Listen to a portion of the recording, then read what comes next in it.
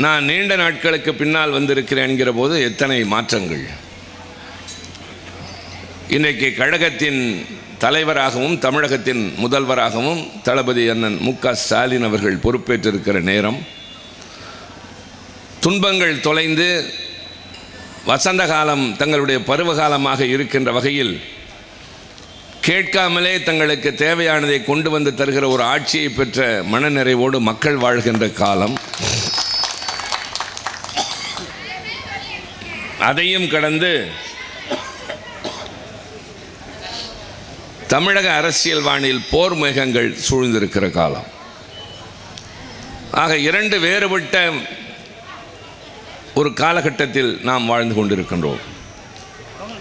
தமிழ்நாட்டிலே தளபதி அண்ணன் ஸ்டாலின் அவர்களுடைய ஆட்சியின் காரணமாகத்தான் இன்றைக்கு இந்தியாவில் முதல் மாநிலமாக பல துறைகளில் நாம் இன்றைக்கு சிறந்து விளங்குகிறோம்.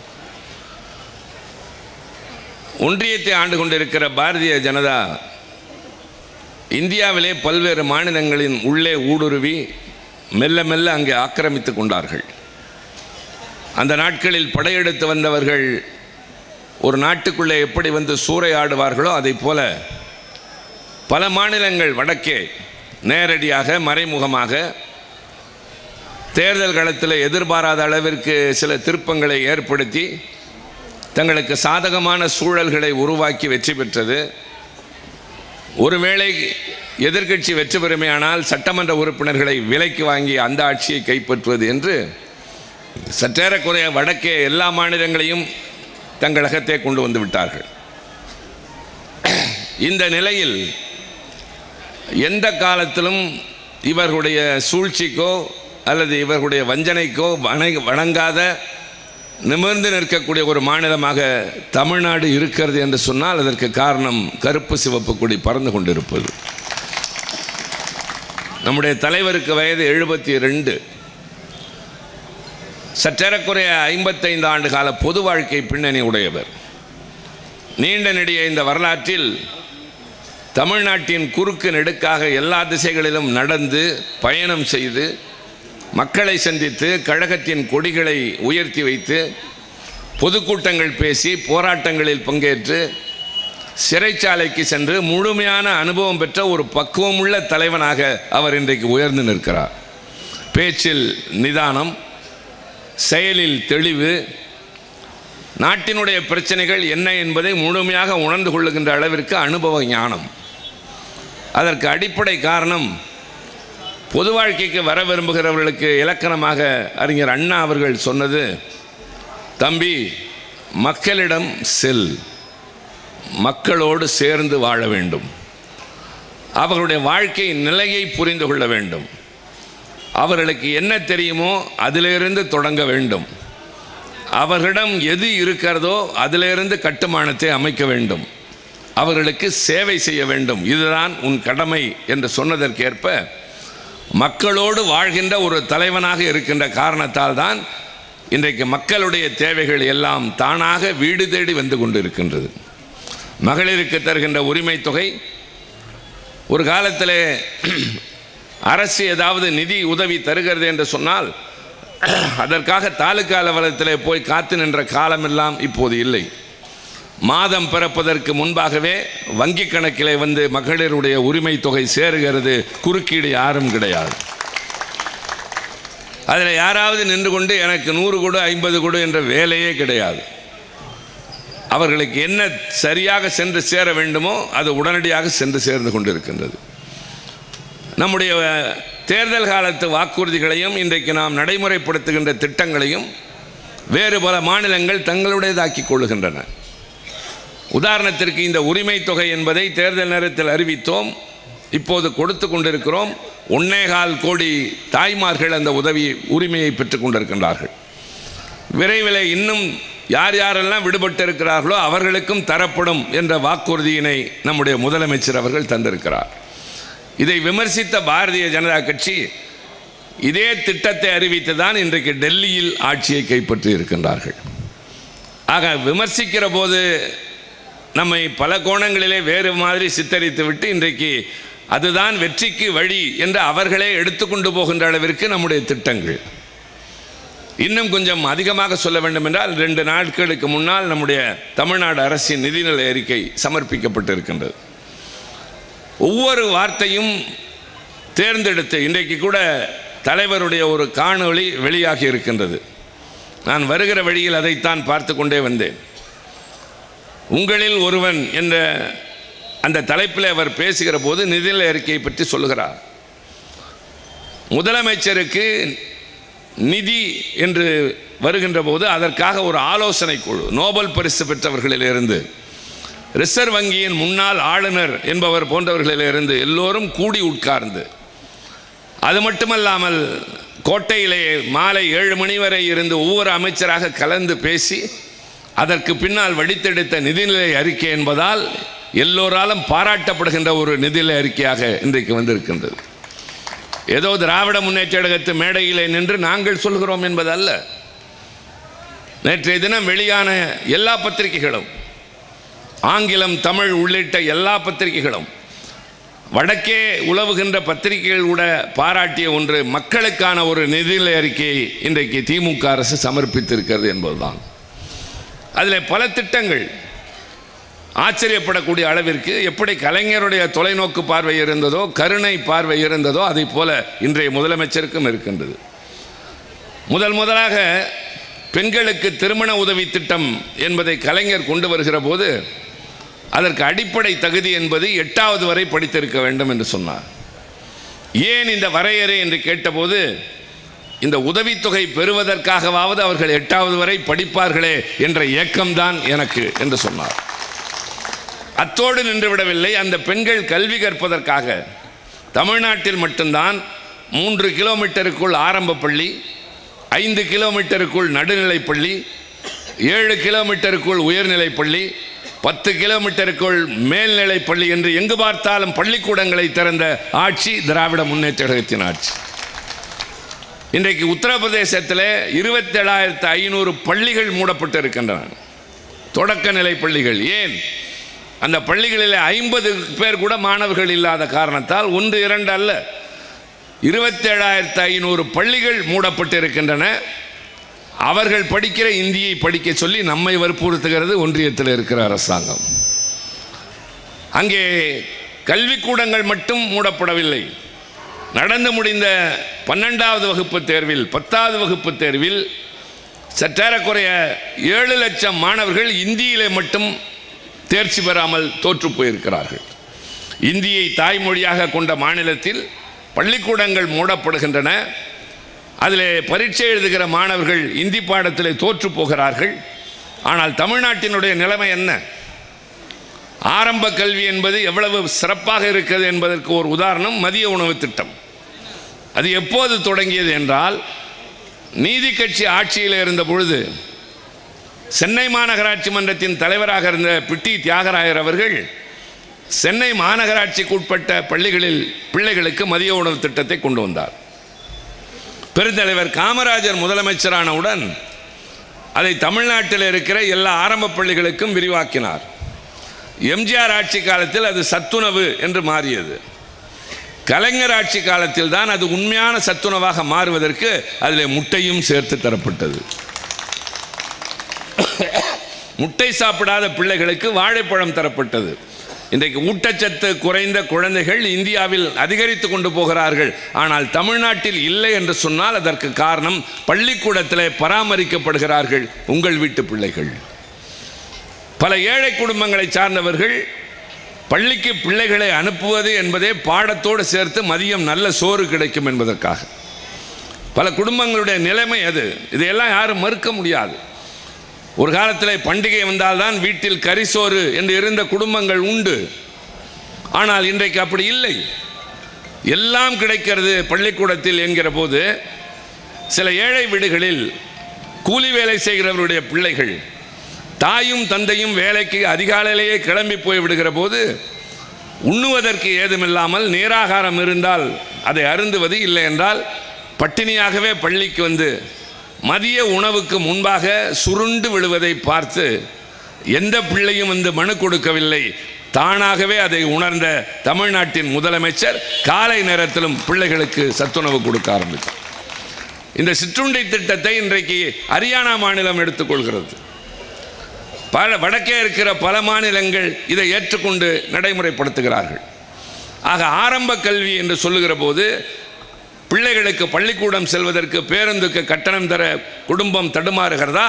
அவர்களுக்கு கட்டணம் தேவையில்லை, அவர்களுக்கு இலவச பஸ் பாஸ் என்பதை தொடங்கியதும் நாங்கள். சீருடை தருகிறோம், புத்தகங்கள் தருகிறோம், உதவித்தொகை தருகிறோம். அது மட்டுமல்ல, ஒன்றிய அரசினுடைய ஒரு குறியீடு இன்னும் 10 ஆண்டுகள் கழித்து 2035ஆம் ஆண்டு உயர்கல்வியிலே சேருகிறவர்களுடைய விகிதம் என்பது 50ஆக தொட வேண்டும் என்பது ஒன்றிய அரசின் குறியீடு. இன்றிலிருந்து 10 ஆண்டுகள் கழித்து உயர்கல்வியிலே சேருகிறவர்களுடைய விழுக்காடு 50ஆக தொட வேண்டும் என்று. ஆனால் 2025லேயே தமிழ்நாட்டில் உயர்கல்வி பயில்கிறவர்களின் எண்ணிக்கை 48 என்ற இடத்தை தொட்டிருக்கிறோம். இதெல்லாம் யாரும் நினைத்து பார்க்க முடியாத ஒன்று. இந்தியாவிலே மொத்தம் 740 மருத்துவக் கல்லூரிகள் இருக்கின்றன.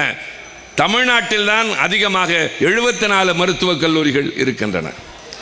இங்கு படித்தவர்களுக்கு ஈடு இணை யாருமே கிடையாது. டெல்லியிலே எய்ம்ஸ் என்ற ஒரு ஒன்றிய அரசுக்கு நேரடியான கண்காணிப்பில் இருக்கக்கூடிய மருத்துவமனை உங்களுக்கெல்லாம் தெரியும். தமிழ்நாட்டிலே கூட அறிவிக்கப்பட்டு அது இன்னும் செயல் வடிவம் பெறாமல் இருக்கின்றது.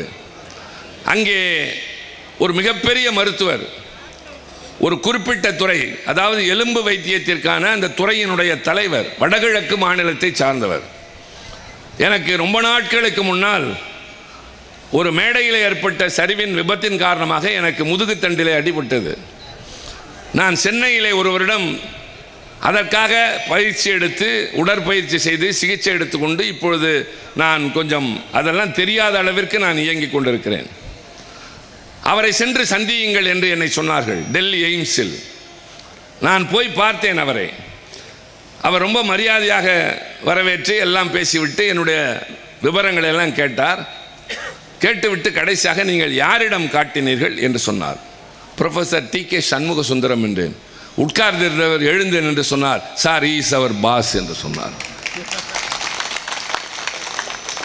அவருக்கு மிஞ்சி எந்த வைத்தியரும் இல்லை. நீங்கள் அவரை பார்த்ததற்கு பின்னால் ஏன் இங்கே வர வேண்டும் என்று டெல்லி எய்ம்ஸில் பணியாற்றுகிற ஒருவர் சொல்லுகிற அளவிற்கு இங்கு இருக்கிற நிபுணர்கள். எம்ஜிஆருக்கு உடல்நலம் குன்றியிருந்த போது ஜப்பானிலிருந்து வந்தவர் கேட்ட கேள்வி, அவருக்கு நரம்பினால் ஏற்பட்டிருக்கக்கூடிய நோய்க்கு நீங்கள் இங்கே இருக்கிற பி. ராமமூர்த்தியிடம் காட்டினீர்களா என்று தான் கேட்டார். அவர் கலைஞருக்கு மருத்துவர் என்பதால் அப்போது அவர்கள் காட்டவில்லை. அப்போது வந்த மருத்துவர் சொன்னார், கானூன் என்பது அவருடைய பெயர், ஜப்பான் டாக்டர், ராமமூர்த்திக்கு மேல் நரம்பியல் நிபுணர் இந்தியாவில் உலகத்தில் யாருமே இல்லை என்று சொல்லிவிட்டு போனார். ஆக அப்படி இங்கே புகழ்பெற்ற மருத்துவர்கள் எல்லோரும் தமிழ்நாட்டு மருத்துவக் கல்லூரிகளில் படித்தவர்கள். இவர்கள் யாரும் நீட் என்ற தேர்வும் படிக்கவில்லை, அதை எழுதவும் இல்லை. சாதாரணமான அரசு பள்ளியிலே படித்து மருத்துவக் கல்லூரியிலே தமிழ்நாட்டில் பயின்று உலகம் முழுவதும் இன்றைக்கு கல்லீரல் சிகிச்சைக்கு தமிழ்நாட்டிலே தலை சிறந்த நிபுணர்கள் இங்குதான் இருக்கிறார்கள். இதய நோய்க்கு சிகிச்சை இங்குதான் இருக்கு. அரபு நாட்டில் இருக்கின்ற மிகப்பெரிய செல்வந்தர்கள் அமெரிக்காவுக்கு செல்வதில்லை. அவர்களுக்கு ஏதாவது உடல்நல கோளாறு என்று சொன்னால் நேராக அவர்கள் கிளம்பி வருவது தமிழ்நாட்டுக்கு தான் வருகிறார்கள், மறந்து விடாதீர்கள். ஆக இங்கே கல்வி ஆரம்ப அளவில், பின்னர் உயர்கல்வி என்ற அளவில், அதே போல மருத்துவக் கல்வி, தொழில் கல்வி என்ற அளவில் எல்லா வகையிலும் இன்றைக்கு நாம் உயர்ந்து நிற்கிறோம். உலகம் முழுவதும் பறந்து விரிந்திருக்கின்ற பல துறைகளிலே முன்னோடி யார் என்று பார்த்தால் தமிழர்கள் தான். டெல்லி தலைமைச் செயலகத்திலே பணியாற்றுகிற உயர் அதிகாரிகளில் பெரும்பாலோர் தமிழர்கள், IAS அதிகாரிகள், மறந்து விடாதீர்கள். அமெரிக்க நாட்டின் பொருளாதாரத்தை தீர்மானிக்கிறவர்களில் பெரும்பகுதியினர் தமிழர்கள் தான். உலகத்திலே தலை சிறந்த விண்வெளி ஆராய்ச்சி நிறுவனம் நாசா என்பது, அது அமெரிக்க நாட்டினுடைய விண்வெளி ஆராய்ச்சி நிறுவனம். அதில் பணியாற்றுகிறவர்களில் 16 விழுக்காட்டை சார்ந்தவர்கள் தமிழ்நாட்டை சார்ந்த தமிழர்கள். எங்களிடம் நீ இந்தி படித்தால் பிச்சை, தமிழ் படித்தால் பிச்சை எடுக்க வேண்டும் என்று ஒருவர் பேசுகிற அளவிற்கு துணிச்சல் பெற்றிருக்கிறார் என்றால், பேசுவது தமிழ் பெண், அதுதான் வேதனை. அறிஞர் அண்ணா அவர்கள் இந்த மாநிலத்திற்கு தமிழ்நாடு என்ற பெயர் மாற்றம் செய்ய வேண்டும் என்று நாடாளுமன்றத்தில் ஒரு தனிநபர் தீர்மானம் கொண்டு வந்து பேசுகிறார். அப்படி பேசுகிற போது ஒருவர் எழுந்து குறுக்கிட்டு பேசுகிறார், நீங்கள் தமிழ்நாடு என்று பெயர் வைப்பதால் என்ன லாபம் அடையப் போகிறீர்கள் என்று. அப்போது கேட்டவருக்கு அண்ணா பதில் சொல்லவில்லை. மாறாக அவையில் இருந்த பிரதமர் பண்டித நேருவுக்கு சொன்னார், உங்களுக்கு உலக அரசியல் வரலாறு தெரியும், பூகோளம் தெரியும், ஆரிய திராவிட போர் எங்களை விட அதிகமாக உங்களுக்கு தெரியும், நீங்கள் எழுதியிருக்கிறீர்கள். தமிழன் வாழ்ந்த கதையும் தெரியும், வீழ்ந்த கதையும் உங்களுக்கு தெரியும். வீழ்ந்ததற்கான காரணம் உங்களுக்கு தெரியாது. இன்று சொல்கிறேன், இந்த அவையில் என்னை பார்த்து தமிழ்நாடு என்று அழைப்பதால் நீ என்ன லாபம் அடைய போகிறாய் என்று கேட்டவர் குஜராத்தி அல்ல, பஞ்சாபி அல்ல, காஷ்மீரி அல்ல, நான் பிறந்த தமிழ்நாட்டில் காவிரி நீரை குடித்து வாழ்கிறவர் என்னை பார்த்து கேட்கிறார். இதுதான் எனக்குள்ள பலவீனம் என்று சொல்லிவிட்டு அண்ணா சொன்னார், இந்த நாட்டில் வேறு எந்த மாநிலத்தை நீ தலைநகரின் பெயரால் அழைக்கிறாய், என்னை மட்டும் ஏன் சென்னை என்று அழைக்க வேண்டும்?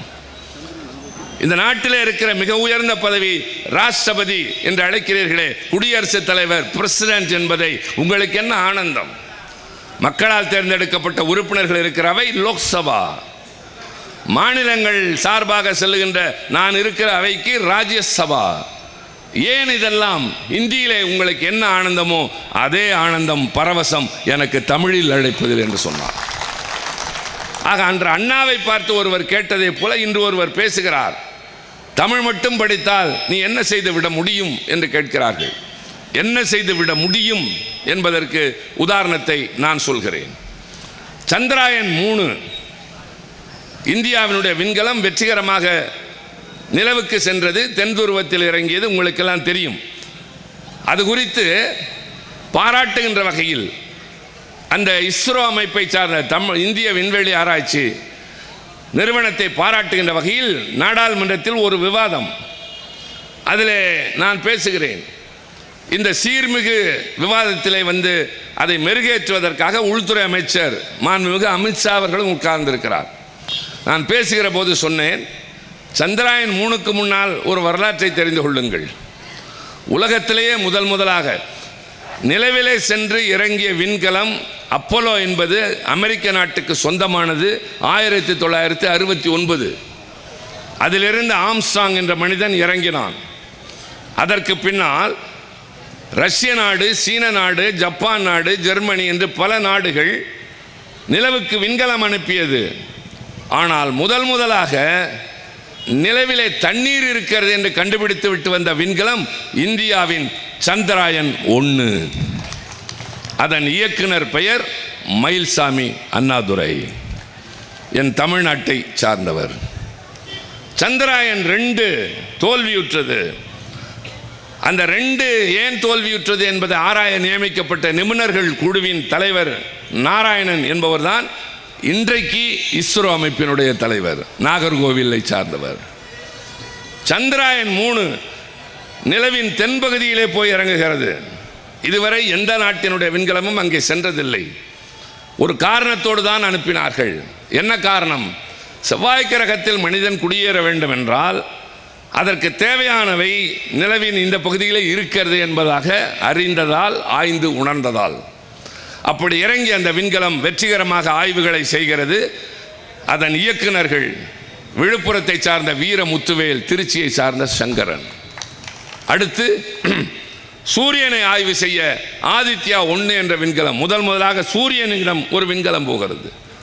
அங்கிருந்து வெற்றிகரமாக தகவல்களை அனுப்புகிறது.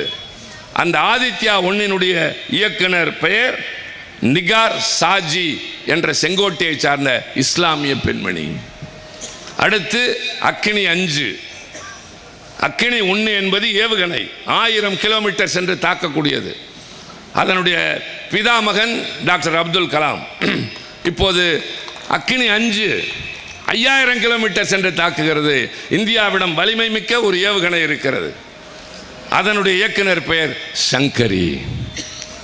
இதையெல்லாம் நான் வரிசையாக சொல்லிவிட்டு சொன்னேன், நான் சொன்ன மயில்சாமி அண்ணாதுரையோ, வீரமுத்துவேல் சங்கரனோ, இந்த நிகார் சாஜியோ, சங்கரியோ, இவர்கள் அத்தனை பேரும் தமிழர்கள் என்பதோடு அரசு பள்ளியில் படித்தவர்கள்.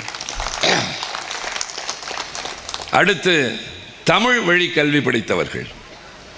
அடுத்து சொன்னேன் mister home minister, kindly note, இவர்கள் யாருக்கும் இந்தியும் தெரியாது, சமஸ்கிருதமும் தெரியாது. இந்தியும் சமஸ்கிருதமும் தெரியாமல் தமிழும் ஆங்கிலமும் மட்டும் படித்தவர்கள் இந்தியாவிற்கு உலக அரங்கிலே மரியாதை தேடி தந்திருக்கிறார்கள். உங்கள் கையிலே செல்லிடப்பேசி இருக்கும். தம்பி இங்கே நாசர் பேசினாரே, கியூபா நாட்டின் வரலாறு தெரிந்து கொள்ள வேண்டுமா? கூகுளை தேடுங்கள், கிடைக்கும். ரஷ்யாவும் உக்ரைனும் போர் நிறுத்தம் என்ற நிலைக்கு வந்திருக்கிறதே, என்ன விவாதம் நடந்தது? கூகுளை தேடுங்கள், கிடைக்கும். பாரதிதாசன் கவிதைகள் வேண்டுமா? கூகுளிலே கிடைக்கும். இப்படி உலகத்தின் எந்த மூலைக்கு சென்றாலும் எது வேண்டுமென்றாலும் அதை உடனே நம் கைகளிலே தருகின்ற அந்த கூகுள் நிறுவனத்தின் தலைவர் சுந்தர் பிச்சை என் தம்பி, தமிழ்நாட்டை சார்ந்தவன். ஆக தமிழ் படித்து வீணாக போகவில்லை, மாறாக அவர்கள் இந்தி படித்து என்ன ஆனார்கள் என்கிற போது நான் எதையும் சொல்ல விரும்பவில்லை. அடுத்தவர்களை தாழ்த்தி பேசி எங்களுக்கு பழக்கம் இல்லை. இந்தி தெரியாத காரணத்தால் நாங்கள் தாழ்ந்து போகவும் இல்லை, வீணாக போகவும் இல்லை, எவனிடமும் தோற்று போகவும் இல்லை. உத்தரப்பிரதேசத்திலிருந்து ஒரு தோழர் சைக்கிளிலேயே தமிழ்நாட்டுக்கு வருகிறார். நம்புங்கள், தமிழ்நாட்டுக்கு வாரணாசி பிரதமர் தொகுதியிலிருந்து ஒருவர் சைக்கிளிலேயே வருகிறார். ஏன்? ரயிலுக்கு தர காசு இல்லை, திருட்டு ரயிலில் வர மனம் இல்லை. அப்படி சைக்கிளிலே வந்து அவரை பார்த்து ஒருவர் கேட்கிறார், ஏன் இவ்வளவு சிரமப்பட்டு இங்கே வந்தீர்கள்? அதற்கு அவர் சொன்னார், தமிழ்நாட்டில் தான் வேலை கிடைக்கிறது, வேலைக்கு சம்பளமும் கிடைக்கிறது. அது மட்டுமில்லை, நான் ஒரு பெண்மணியை சந்தித்தேன், விளக்கம் கேட்பதற்காக போனேன். அவர் என்னிடம் கேட்டார், அண்ணா உங்களுக்கு என்ன வேண்டும் என்று கேட்டார். என்னை யாரும் அண்ணன் என்று என் ஊரில் அழைத்தது இல்லை. என் ஊரில் என்னுடைய வீட்டை புறந்தள்ளி வைத்திருப்பார்கள், பக்கத்திலே கூட நெருங்குவதில்லை. நான் உணவு விடுதிக்கு சாப்பிட போனேன், பரிமாறுகிறவர் வந்து சார் என்ன வேண்டும் என்றார். நான் ஆடி போனேன். என்னை எல்லாம் யாரும் சார் என்றே கூப்பிட்டதில்லை. தமிழ்நாட்டில் வேலை கிடைக்கிறது, ஊதியம் கிடைக்கிறது, மரியாதையும் கிடைக்கிறது என்று இங்கு வருகிறார்கள். நாங்கள் யாரையும் வெறுத்து ஒதுக்கவில்லை. நிதியமைச்சர் நிர்மலா சீதாராமன் மக்களவையில் பேசினார், என்னை இந்தி படிக்க விடாமல் தடுத்தவர்கள் திமுகவினர் என்று. அங்கிருந்து எங்கள் அவைக்கு வந்துதானே ஆக வேண்டும். வந்தவுடன் நான் சொன்னேன், உங்களை யார் தடுத்தது சொல்லுங்கள். இந்தியை நாங்கள் வேண்டாம் என்கிறோமே தவிர யாரையும் படிக்கக்கூடாது என்று சொல்லவில்லை. மனதிலே பதிய வையுங்கள். தென்னகம் என்று சொல்லுகின்ற அதை இந்தியிலே தட்சிணம் என்று சொல்வார்கள். தட்சிண இந்தி பிரச்சார சபா, இந்தியை பிரச்சாரம் செய்வதற்கென்று ஒரு சபை இருக்கிறது தென் மாநிலங்களுக்கு. அதன் தலைமையகம் இருப்பது சென்னையில் டி நகருக்கு பக்கத்தில். அதன் தெரு பெயரே இந்தி பிரச்சார சபா தெரு. ஒவ்வொரு ஆண்டும் லட்சக்கணக்கானவர்கள் அங்கு சேர்ந்து படிக்கிறார்கள், தேர்ச்சி பெறுகிறார்கள். நாங்கள் அங்கே சென்று மறிப்பதில்லையே. இந்தியே கூடாது என்று சொன்னால் அது இங்கே இருக்க முடியாது. நாங்கள் அப்படி அல்ல, எந்த மொழியும் வெறுப்பவர்கள் அல்ல. எங்கள் மீது எதையும் திணிக்காது, எனக்கு அது தேவையில்லை. இன்றைக்கு நம்முடைய தமிழ்நாட்டின் முதலமைச்சர், நான் இவ்வளவு தூரம் பேசுகிறேனே, அவர் ஒரே காரியத்தில் ரூபாய் என்பதை ரூ என்று எழுதி முடித்து விட்டார். அதிர்ச்சி அடைந்து போகிறார்கள். அது ஒன்றும் புதுமை அல்ல. ரூபாய் என்பதை சுருக்கி எழுதுகிறோம், அவ்வளவுதான். உனக்கு என்ன வயிற்றெரிச்சல், நீங்களே இப்படி எழுதியது இல்லையா என்று கேட்டதோடு அவர் நிற்கவில்லை. இவர்கள் சொல்லுகிற அந்த தேவநாகரி வடிவத்தை விட ஆங்கிலத்தில் எழுதுகிற போது RS என்று தான் எழுதுகிறோம், யாராக இருந்தாலும் ருப்பீஸ் என்பதை. ஆக ஏதோ ஒரு, ஆனால் அவர் ஆரம்பித்து வைத்தார். இன்றைக்கு இந்தியா முழுவதும் அது பேசுபொருளாகிவிட்டது. ஏன் இதையெல்லாம் சொல்கிறேன் என்றால், தமிழ்நாடு அரசுக்கு பள்ளி கல்வித்துறைக்கு வர வேண்டிய 2500 கோடியை ஒன்றிய அரசு தர மறுக்கிறது. காரணம் கேட்டால், நீங்கள் புதிய கல்விக் கொள்கையை ஏற்றுக்கொள்ளவில்லை, அதனாலே தரமாட்டோம். அதற்கும் இதற்கும் என்ன சம்பந்தம் என்றால், இந்த SSA என்கிற திட்டம், சர்வ ஏதோ ஒன்று, எனக்கு அதெல்லாம் கொஞ்சம் வாயில் வராது. என்னப்பா அது? சர்வ சிக்ஷா அபியான். நிஜமாக எனக்கு இதெல்லாம் தெரியாது. SSA என்று தான் சொல்ல முடியும். அந்த திட்டத்தை அதோடு சேர்த்திருக்கிறார்கள். நாங்கள் புதிய கல்விக் கொள்கையை ஏற்காததற்கு பல காரணங்கள் இருக்கின்றன. ஒன்று, மும்மொழி கொள்கை அது வலியுறுத்துகிறது. இதை சொன்னவுடன் நீ இந்தியை கொண்டு வந்து திணிக்கிறாய் என்றவுடன் அண்ணாமலை சொல்கிறார், புரியாமல் பேசுகிறான் திமுக காரன். அவர் இப்படித்தான் பேசுவார். வார்த்தைகளில் நிறைய தடுமாற்றம். அவன் இவன் என்பது முதலமைச்சரை பார்த்து வாய்க்கொழுப்பு என்றெல்லாம் பேசுவதை கேட்டுக்கொண்டிருக்கிறோம் என்பதால் ஏற்றுக்கொண்டோம் என்பதல்ல, பொறுத்து கொண்டு இருக்கிறோம். இல்லாவிட்டால் எழும்பூர் கோபியை விட்டால் பேச தெரியாதா? அன்புவாணனுக்கு பேச தெரியாதா? எங்களுடைய பழக்கம் அதுவல்ல. நாங்கள் அரசியல் கண்ணியமாக நடத்துகிறோம். அண்ணா அறிவாலயத்திலிருந்து வருவதால் ஒரு பொதுக்கூட்டம் நடத்துகிறோம் என்றால் எல்லோருக்கும் அழைப்பு கொடுத்து விளம்பரம் செய்து எல்லோரும் வாருங்கள் என்றுதான் அழைக்கிறோம். திமுக காரர்கள் மட்டும் வா என்று அழைக்கிறோம் இல்லை. வாருங்கள், மற்ற கட்சியினரும் வாருங்கள், நடுநிலையாளர்களை வாருங்கள், கட்சி சாராதவர்களை வாருங்கள், அரசியல் பிடிக்காதவர்களை வாருங்கள். இந்த ஜனநாயக நாட்டில் இந்த மேடையில் என்று நாங்கள் சொல்லுகிற கருத்தை கேளுங்கள், சரி என்றால் ஏற்றுக்கொள்ளுங்கள் என்ற மக்களிடம் கருத்துக்களை பதிய வைக்கிற அதற்குத்தான் பொதுக்கூட்டம். அடுத்தவர்களை எள்ளி நகையாடுவதற்கு அல்ல. அவர் சொல்லுகிறார், மும்மொழி என்றால் மூன்றாவது மொழி இந்தி என்பது மட்டுமே இல்லை, அது எந்த மொழியாக வேண்டுமானாலும் இருக்கலாம் என்று சொல்கிறார். நான் கேட்கிறேன், யாராவது கொஞ்சம் வடக்கே செல்லுங்கள். பீகார், உத்தரப்பிரதேசம், மத்திய பிரதேசம், ராஜஸ்தானத்தில் யாராவது ஒருவர் தமிழ் படிக்கிறாரா, தெலுங்கு படிக்கிறாரா, மலையாளம் படிக்கிறாரா, கன்னடம் படிக்கிறாரா? ஒருவரும் படிப்பதில்லை. இன்னும் சொல்ல வேண்டுமா, ஆங்கிலமே படிப்பதில்லை. என்னுடைய அவையில் பல செல்வந்தர்கள் இருக்கிறார்கள். மாநிலங்களவையினுடைய சிறப்பு என்பது இந்த நாட்டிலே ஆளுநர்களாக இருந்தவர்கள், உச்சநீதிமன்ற நீதிபதிகளாக இருந்தவர்கள், அதே போல தேர்தல் ஆணையர்களாக இருந்தவர்கள் எல்லாம் அந்த அவைக்கு தான் வருவார்கள். அங்கே என்னை போல ஒரு சாதாரண குடும்பத்தை சார்ந்தவனும் செல்வதற்கு காரணம் திராவிட முன்னேற்ற கழகம். அதில் சில பேர் சொல்வார்கள், நான் இந்த பல்கலைக்கழகத்தின் முன்னாள் துணைவேந்தர். அந்த ஒரு வார்த்தையோடு நகர்ந்து விடுவார். அதற்கு மேல் எங்களிடம் பேச மாட்டார். ஏன் கட்சி பாகுபாடா என்றால் இல்லை, அவருக்கு ஆங்கிலம் வராது, எனக்கு இந்தி வராது. எனவே அவர்களால் நட்பு பாராட்ட முடியாது. அவர் துணைவேந்தராக இருந்திருக்கிறாரே தவிர ஒரே ஒரு மொழியை தவிர வேறு மொழி தெரியாது. உருது மொழி கூட முழுமையாக தெரியாது. உருதும் இந்தியும் சற்றேறக்குறைய ஒரே மாதிரி இருக்கும், ஆனால் அது கூட தெரியாது. ஆக ஒரு மொழி படித்துவிட்டு நீ மூன்றாவதாக என்னை படி என்று நிர்பந்திக்காதே. யார் வேண்டுமென்றாலும் 3, 4, 5 எதை வேண்டுமானாலும் படிக்கட்டும், நாங்கள் குறுக்கே நிற்பதில்லை. ஆனால் அரசாங்க ரீதியாக நாங்கள் இருமொழி கொள்கை என்பதை ஏற்றுக்கொண்டிருக்கிறோம். தொலைநோக்கு பார்வை என்பது அண்ணாவை போல் யாருக்கும் கிடையாது.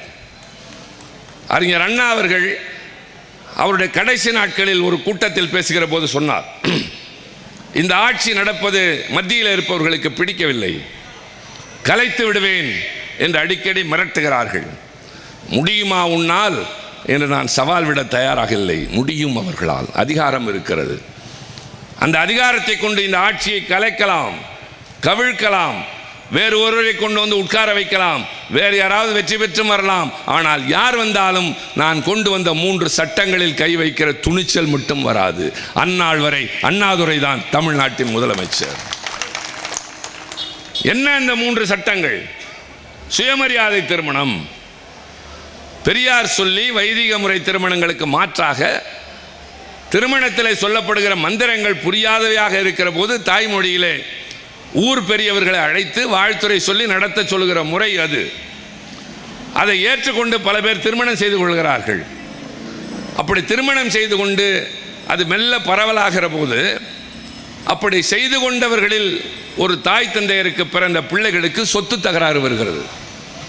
அவர்கள் நீதிமன்றம் போய் எங்கள் பெற்றோருடைய சொத்துக்களை பிரித்து கொடுங்கள் என்று கேட்கிறார்கள்.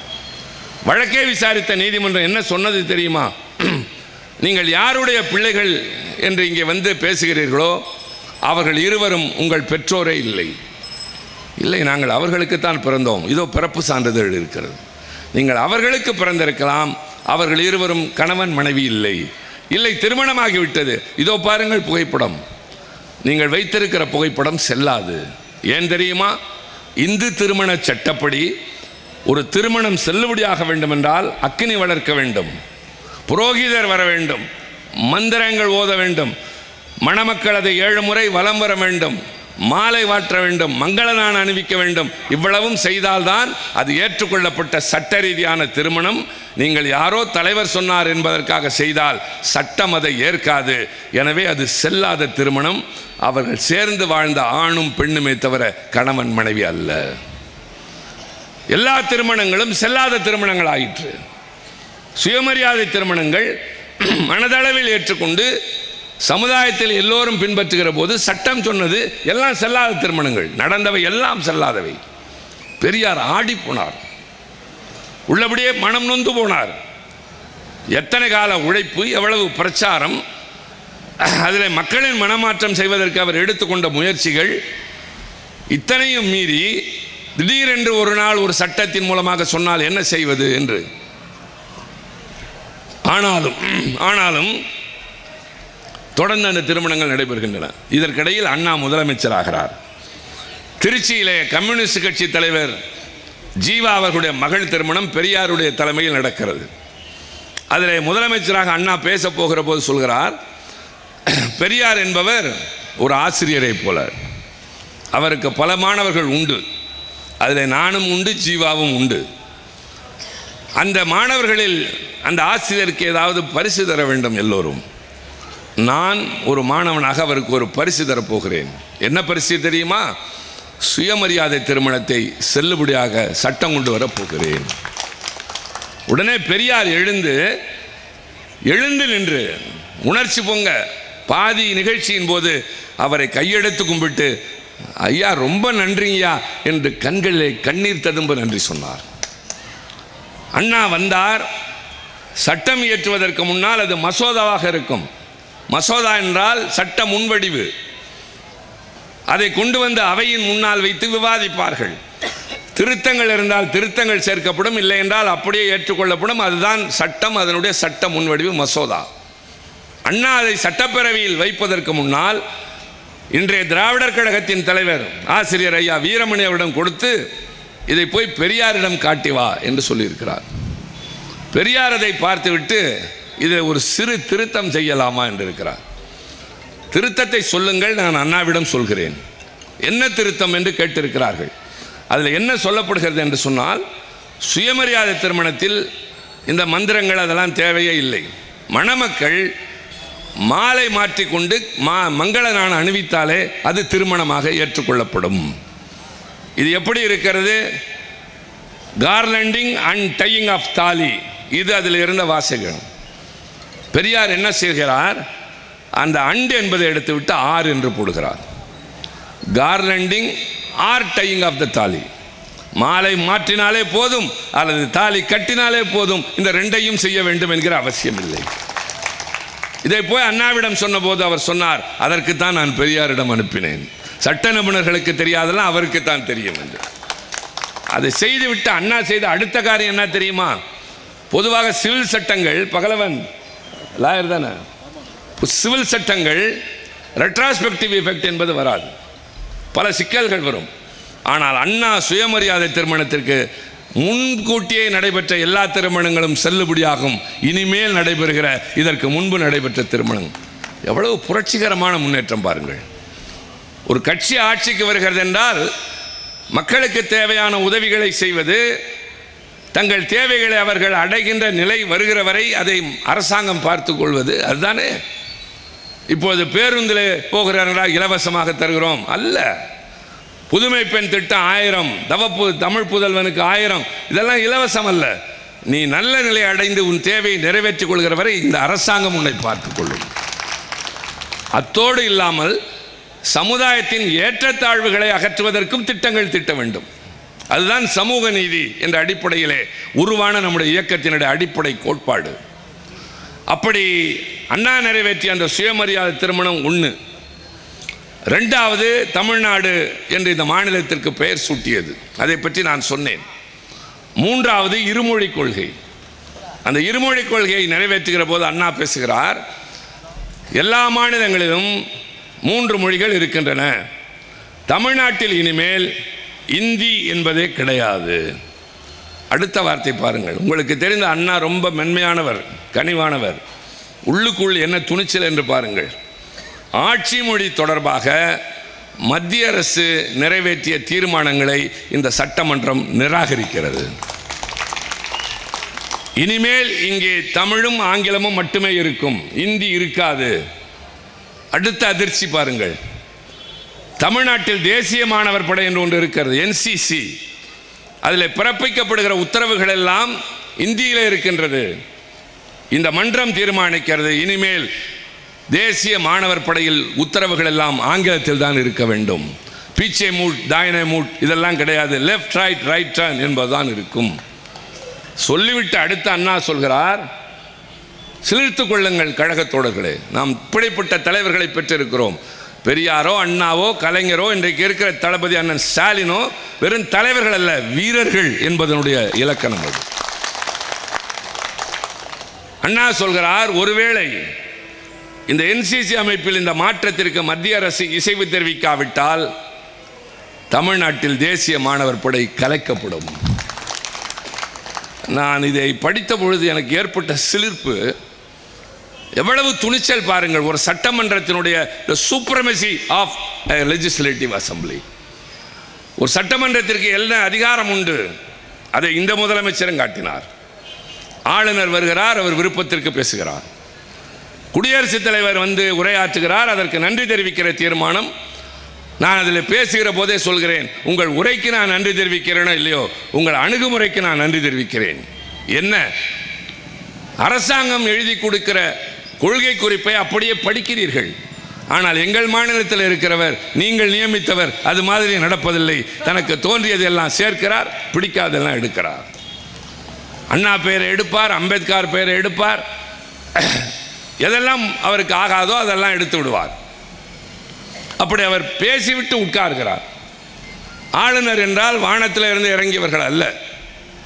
அவர் பேசிவிட்டு உட்கார்ந்தவுடன் அடுத்த நொடி ஒரு ஸ்பிரிங் மாதிரி முதலமைச்சர் எழுந்து சொல்கிறார், ஆளுநர் பேசிய எதுவும் அவை குறிப்பில் ஏறாது, அவை தலைவர் படித்தது மட்டுமே அவை குறிப்பில் ஏறும். அதாவது ஸ்னப்பிங் அப்படின்னு சொல்லுவாங்க ஆங்கிலத்தில். அல்ல, மூக்கு, அந்த ஸ்னப்பிங், சைலன்ஸ் ஸ்னப்பிங். அது மாதிரி இவர் சொன்ன உடனே வேற வழி இல்லை, அவர் விடுவிடுன்னு வெளியில் போகிறாரு. இவர் ஒரு சிரிப்பு சிரிச்சுட்டு இருந்தார் பாருங்க, அங்கே தான் திமுக கொஞ்சம் கூட ஆடலை, அதிரலை. அப்போ இந்த பாரம்பரியம் அப்படியே வருது பாருங்க. அண்ணாவோ கலைஞரோ இன்றைக்கு தளபதியோ, நீ வெளியூரில் போய் என்ன வேணாலும் வித்த காட்டுங்க, தமிழ்நாட்டில் அது நடக்காது என்பதை பல வகைகளில் நாங்கள் நிரூபித்து காட்டோம். நாசர் ரொம்ப எல்லைக்கெல்லாம் போய் பேசினார். நான் அப்படிலாம் சொல்லவே மாட்டேன், நாங்கள் செயலில் தான் காட்டுவோமே தவிர வாயால் பேசுகிறவர்கள் அல்ல. எப்படி அமித்ஷாட்ட சொன்னால, இந்தியும் சமஸ்கிருதம் படிக்காமல் எங்கள் ஆளுக வாகனத்தில் போய் வித்த காட்டிகிட்டு இருக்காங்க. இப்போ நம்ம பிரதமர் இருக்கார் பாருங்க, அவர் ரொம்ப சாமர்த்தியசாலி. நான் ஒன்றும் அவரை குறைச்சலாம் மதிப்பில்லை, ரொம்ப சாமர்த்தியசாலி. இந்த சாமர்த்தியசாலிங்கிறது கிண்டல் இல்லை, நிஜமாக தான் சொல்கிறாங்க. அவை தொடங்குவதற்கு முன்னால் ஒரு மரபுக்காக இப்போ முதலமைச்சர் அனைத்து கட்சி கூட்டத்தில் போய் எல்லா தலைவர்களும் இருந்த இடத்துல வணக்கம் சொன்ன மாதிரி அவர் அப்படியே வணக்கம் சொல்லிகிட்டே வருவார். நமஸ்கார் நமஸ்கார் நமஸ்கார் என்பார். என்னிடம் வந்தவுடன் சிவா வணக்கம் என்று சொல்வார். அதை பயமாக நான் எடுத்துக்கொள்ள மாட்டேன், அண்ணாமலை மாதிரி பேச மாட்டேன், அது பண்பின் அடையாளம். ஏன்னா நான் திமுக இல்லை, அடுத்தவங்களை குறைச்சி பேசக்கூடாது. அவர் என்ன ஒரு வழி, புது வழி கண்டுபிடிக்கிறார்னா, நாடாளுமன்ற உறுப்பினர்களுக்கு பிறந்த நாள் வருகிற போது மரபு ரீதியாக குடியரசுத் தலைவரிடமும் பிரதமரிடமிருந்தும் எங்களுக்கு வாழ்த்து கடிதம் வரும். இவர் பிரதமரானதற்கு பின்னால் என்ன செய்தார் என்றால், அந்தந்த மொழி பேசுகிறவர்களுக்கு அந்தந்த மொழியிலே எழுத ஆரம்பித்தார். நமக்கு தமிழ், அங்கே மலையாளம், அங்கே கன்னடம், இங்கே தெலுங்கு, அங்கே மராத்தி, பஞ்சாபி என்று எழுத ஆரம்பித்தார். இது ஒரு புதுமையான அணுகுமுறை தான். நான் முதல்ல எனக்கு அவருடைய கடிதம் வந்தபோது நான் ரொம்ப ஆச்சரியப்பட்டு படித்து பார்த்துட்டு, இதுக்கு எப்படியாவது நம்ம அவருக்கு நன்றி சொல்லி ஆகணும் என்று நான் பதில் கடிதம் எழுதினேன். குஜராத்தியில் எழுதினேன். உடனே பாஸ்கர் கேட்பார், அண்ணே உங்களுக்கு குஜராத்தி தெரியுமா? அவருக்கு தமிழ் தெரியுமா? அவருக்கு ஒரு அதிகாரி எழுதி கொடுத்தார், எனக்கு எங்கள் ஊர் ஸ்டேட் எழுதி கொடுத்தார். நான் அதை அப்படியே அனுப்பவில்லை. அதை கொண்டு வந்து சென்னையில் இருந்த சவுகார்பேட்டில் இருந்த இன்னொரு சேட்டு நண்பர்கிட்ட கொடுத்து சரியாக எழுதியிருக்கானான்னு பாரு. அவர் எதையாவது எழுதி போய் தப்பு தவறாக பெரிய பிரதமரிடம் மாட்டிக்கொள்ள போகுது என்று இல்லை, மிகவும் நேர்மையாக இருக்கிறது என்று. பின்னர் நான் அனுப்பினேன். என்னை பார்த்தவுடன் அவர் சொன்னார், நான் தமிழில் எழுதியதை பார்த்து உங்களுக்கு மகிழ்ச்சி ஏற்பட்டது, அதே போல் நீங்கள் குஜராத்தியில் எழுதியது எனக்கு மகிழ்ச்சி ஏற்பட்டது என்றார். நான் சொன்னேன், அதனால்தான் சொல்கிறேன், நம்முடைய தாய்மொழியெல்லாம் ஆட்சி மொழி ஆகட்டும், இந்தி எதற்கு என்று. உடனே தோளில் கையை வச்சு போயிட்டு வாங்க, நீங்கள் எல்லாம் இப்படி தான் பேசுவீங்க. ஆக நாங்கள் நாசூக்காகவும் பேசுவோம், அதே நேரத்தில் ஆவேசமாகவும் பேசுவோம்.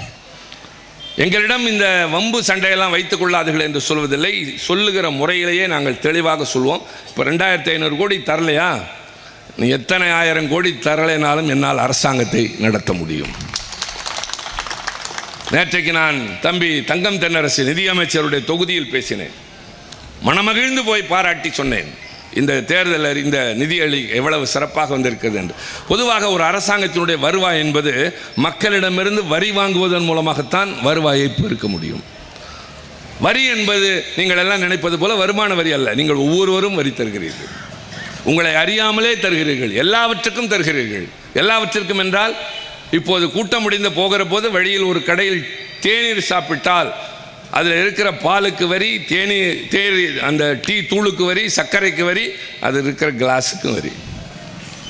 புடவை அணிந்திருக்கிறது என்றால் நூலுக்கு வரி, நூலுக்கு போடுற சாயத்திற்கு வரி, பின்னர் நூலாக மாறியவுடன் ஒரு வரி. இதெல்லாம் எங்கே போகுது?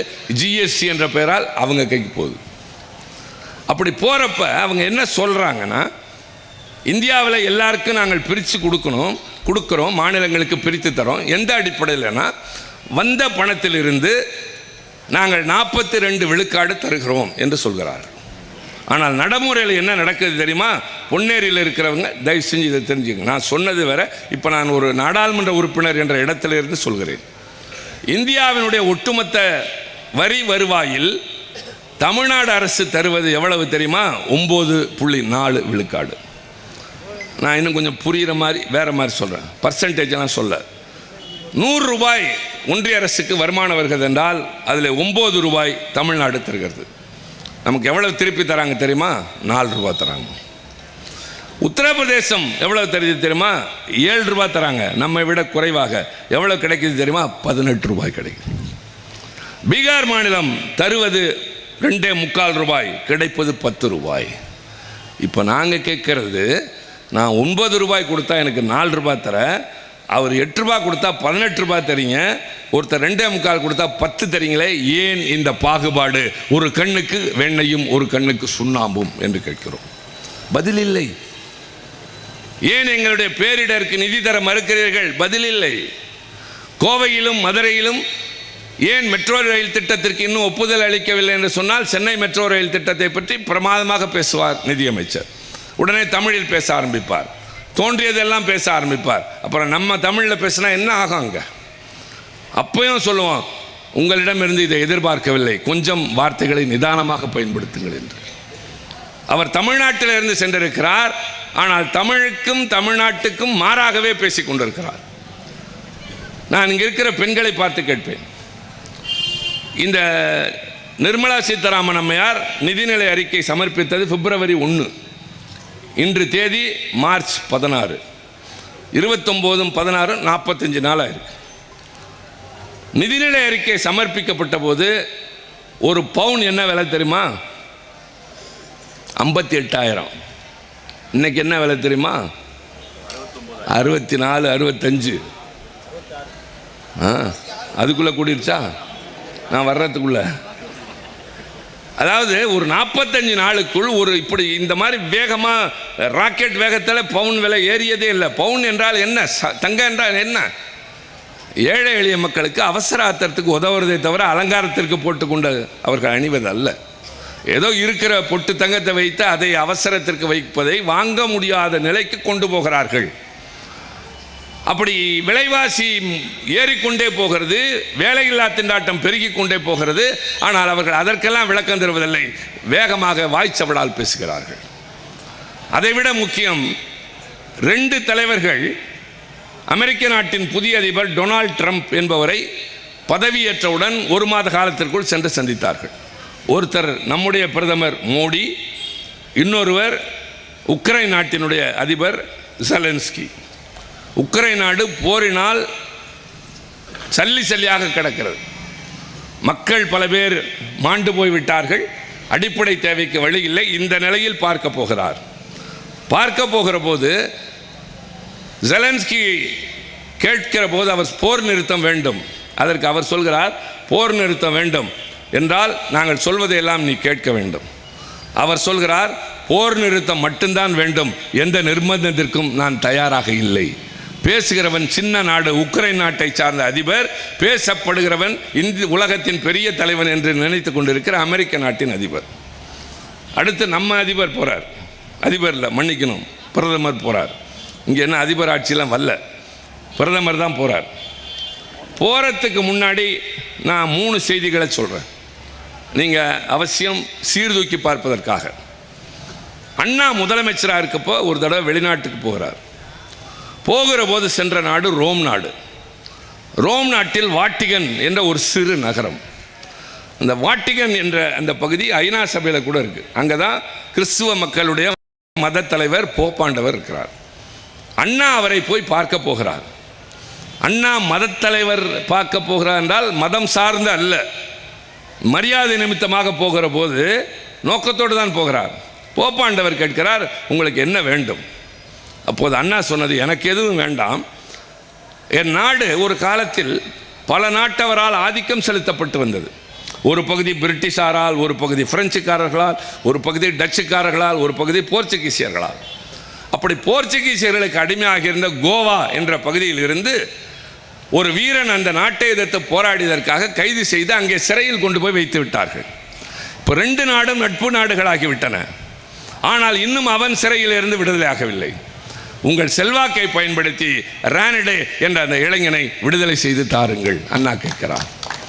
அப்போதுதான் போப்பாண்டவர் சொன்னார், முதலாக வந்து தனக்கென்று எதையும் கேட்காமல் எங்கோ இருக்கிற ஒரு போராட்ட இளைஞனுக்கு குரல் கொடுத்த உங்களை நான் மதிக்கிறேன் என்று சொல்லி செல்வாக்கை பயன்படுத்துகிறார்.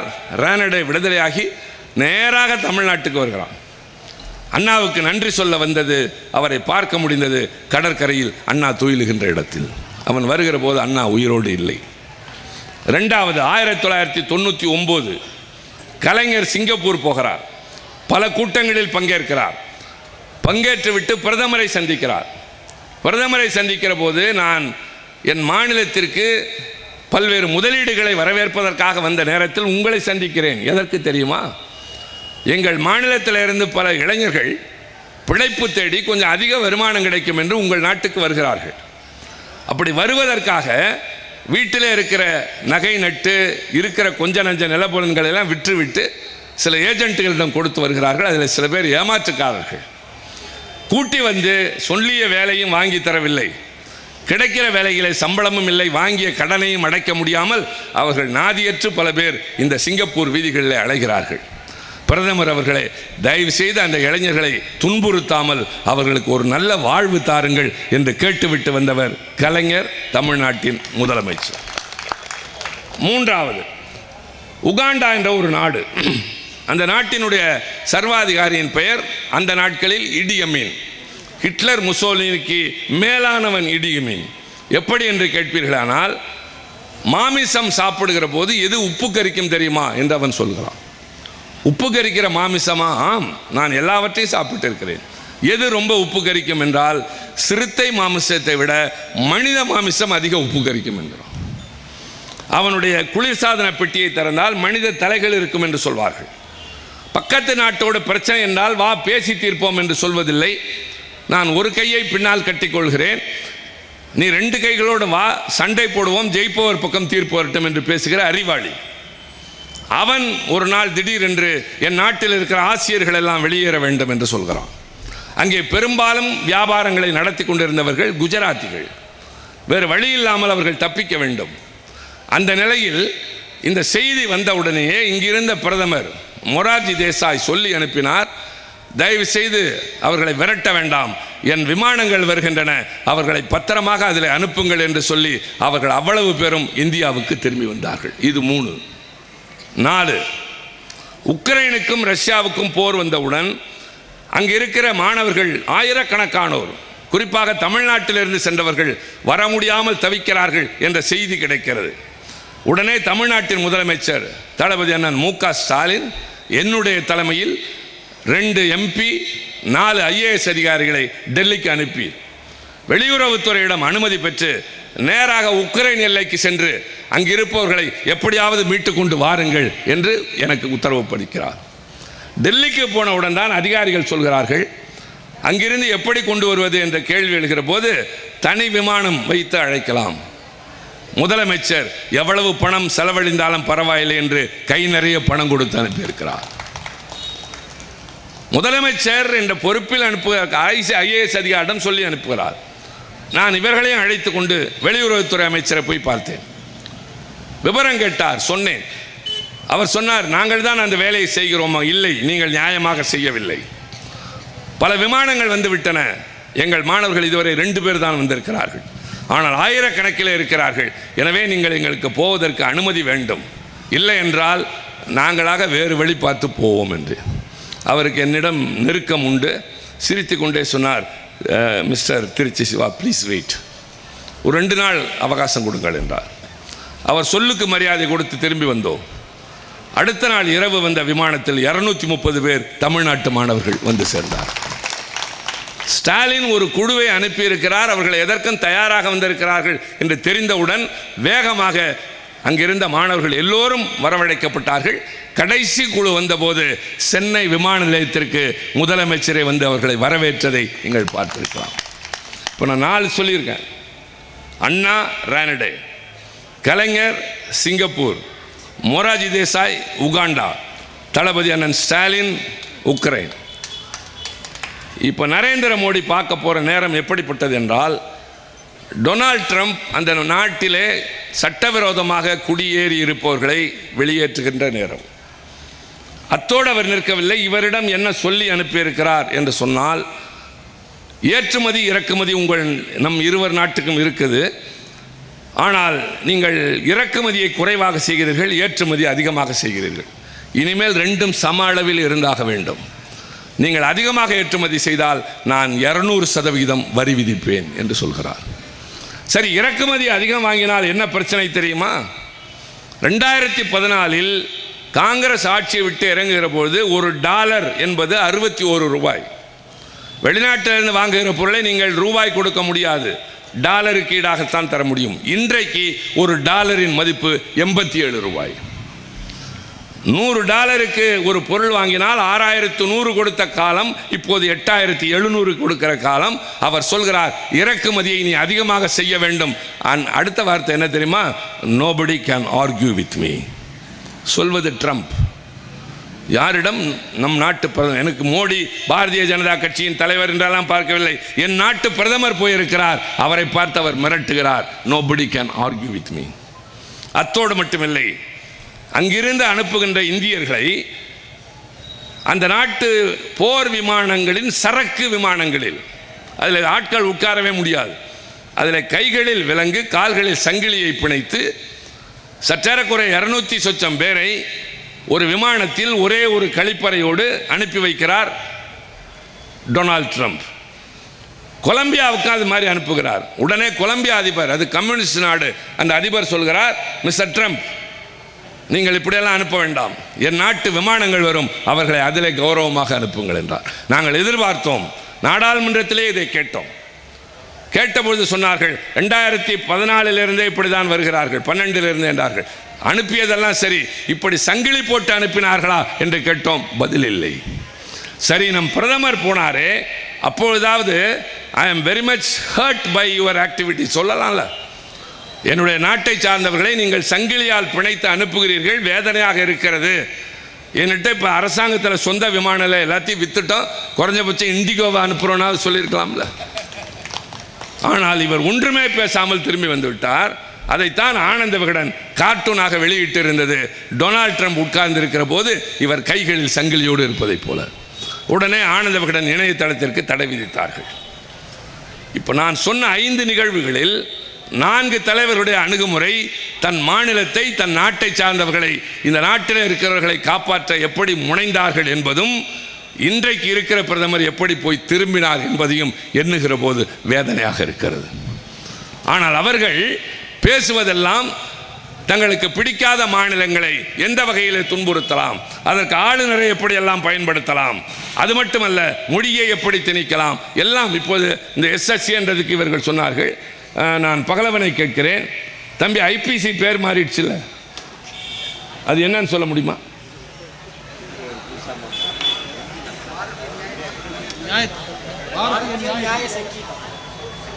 கிரிமினல் ப்ரொசீஜர் போர்டு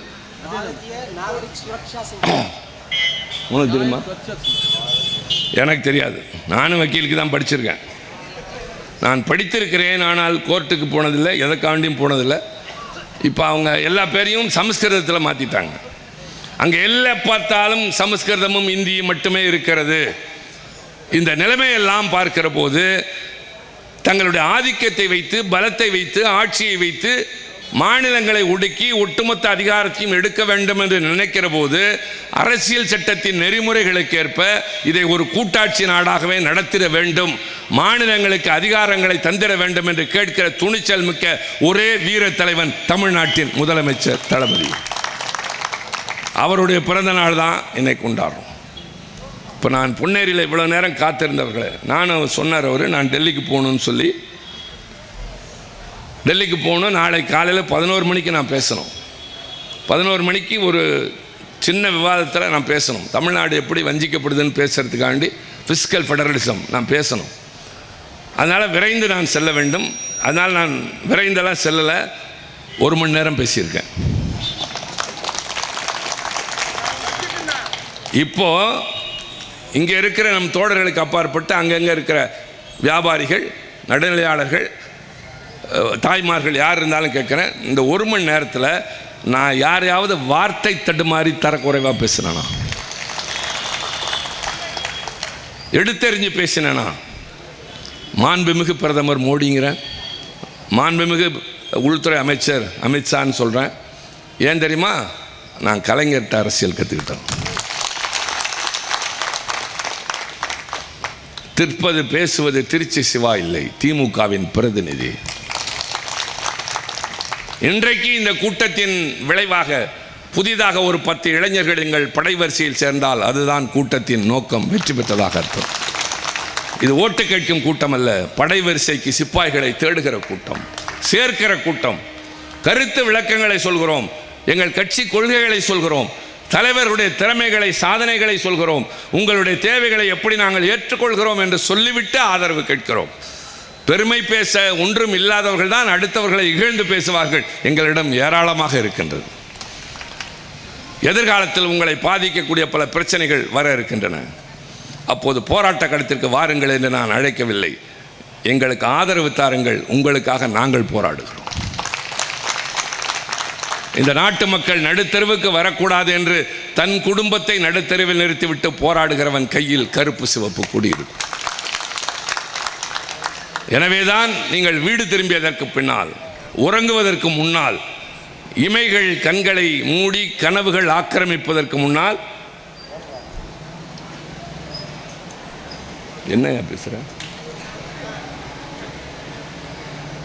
ரொம்ப நாளைக்கு அப்புறம் பாஸ்கர் சுந்தரம் நம்முடைய மாவட்ட பொறுப்பாளர்லாம் சேர்ந்து திருச்சி சிவாவை கூட்டி வந்தார்கள். அவர் 1 மணி நேரம் பேசினார்.